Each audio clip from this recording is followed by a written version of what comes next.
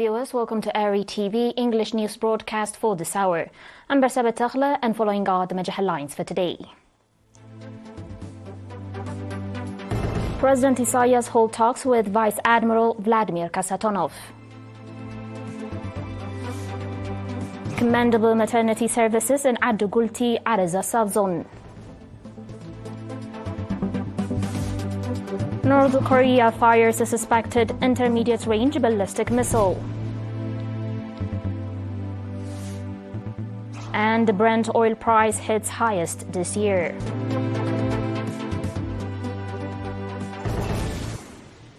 On your domestic reports, President Isaias Afwerki in the morning hours of today, 2 April, met with Vice Admiral Vladimir Kasatonov, Deputy Commander-in-Chief of the Russian Navy, at the port city of Massawa. The discussion was in continuation of the Russia-Africa Summit held in Petersburg in July 2023, as well as to foster a conducive environment for the agreements reached between Eritrea and the Russian Federation in sectors including infrastructure, energy, mining, agriculture, marine resources, as well as defense and security. The two sides also explored cooperation avenues between Eritrea and Russia to ensure peace and stability in the Horn of Africa and the Red Sea region.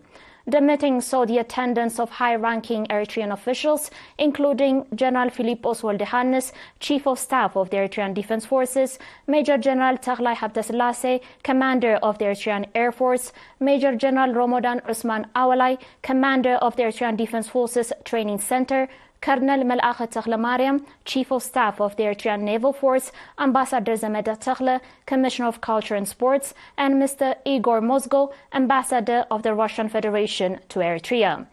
In related news, President Isaias, accompanied by Deputy Commander-in-Chief Vladimir Kasatonov, Army commanders, Ms. Asmeret Abraha, Governor of the Northern Red Sea region, and Ambassador Zameda Takhla, toured the naval frigate and received briefings from the commanders.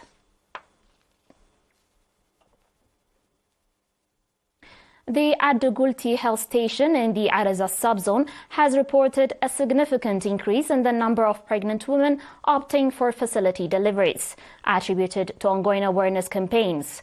Nurse Medhane Tesfasilase, head of the health station, noted a rise from 16% in 2023 to 26%, marking a 10% increase in just the past 3 months. The health station provides comprehensive services, including pre- and postnatal care, HIV/AIDS testing, first aid, family planning, and treatment for communicable diseases. Nurse Medhane highlighted the need for addressing operational challenges to further improve services. Mr. Maharit Gahannes, administrator of the Adulti administrative area, underscored the health station's role in serving the communities of Ad-Amsho, Adugulti and Ad-Belse with the increase in facility deliveries, reflecting heightened public health awareness. Located 6 kilometers north of Eritrea, the Adulti Health Station continues to be a pivotal healthcare provider in the region. On your last local report, the National Union of Eritrean Youth and Students, a branch in Logo Ansaba subzone, has provided awards to 27 outstanding students who achieved remarkable scores in the 2022-2023 National School Living Examination. The awardees are members of the 35th round of the National Service. Mr. Daniel Takhlit, director of the Daro Junior and High School, said that the objective of the award was to encourage the outstanding students and motivate fellow students to follow their footsteps and become competitive in their education. Indicating on the significant contribution of encouraging outstanding students and influencing fellow students, Ms. Tsagaweni Gabraselase, head of the union branch in the subzone, expressed readiness to work for the sustainability of the program. Commending for the initiative, Mr. Tsahaye Berhane, head of the education office in the subzone, commented on the significance of encouraging outstanding students. He also extended congratulations to the awardees, their parents and teachers. He also urged the students to work hard in their secondary school education and strive to become competitive students. Acknowledging the dedication to improve the teaching-learning process, Mr. Abraham Hagos, administrator of the subzone, affirmed the subzonal administrator's readiness to work alongside the union in organizing such programs.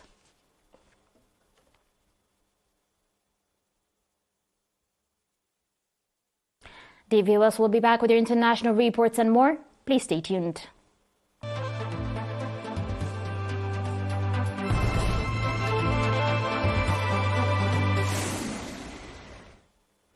Welcome back. North Korea has fired a suspected intermediate-range ballistic missile into the sea off its east coast. South Korea's Joint Chief of Staff said that it detected the launch from the area of the North Korean capital Pyongyang today at 6:53 a.m. Tokyo confirmed the launch, with the Coast Guard urging vessels to be vigilant and report any fallen objects without approaching them.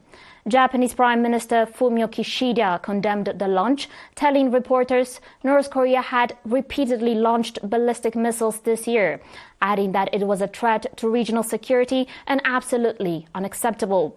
The launch was the third of a ballistic missile in 2024, with North Korea saying it is testing a new intermediate-range hypersonic missile powered by a solid fuel energy.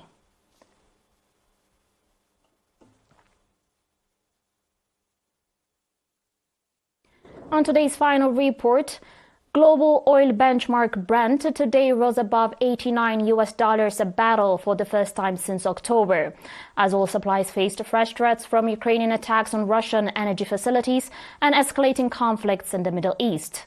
Brent futures for June delivery were up to $1.15 or 1.3% at $88.57 a barrel after touching a peak of $89.08. U.S. West Texas Intermediate crude futures for May rose $1.34 or about 1.6% to $85.05 after touching a peak of $85.46, also the highest since October. Markets are also looking ahead to Wednesday's ministerial panel meeting of the Organization of the Petroleum Exporting Countries, or OPEC, and its allies, together known as OPEC+. The panel is unlikely to recommend any change in oil output policy, OPEC+ sources told reporters. You're still watching us on ERi-TV, dear viewers, and now a very quick recap of the major headlines. President Isaias holds talks with Vice Admiral Vladimir Kasatonov. Commendable maternity services in Adulti subzone.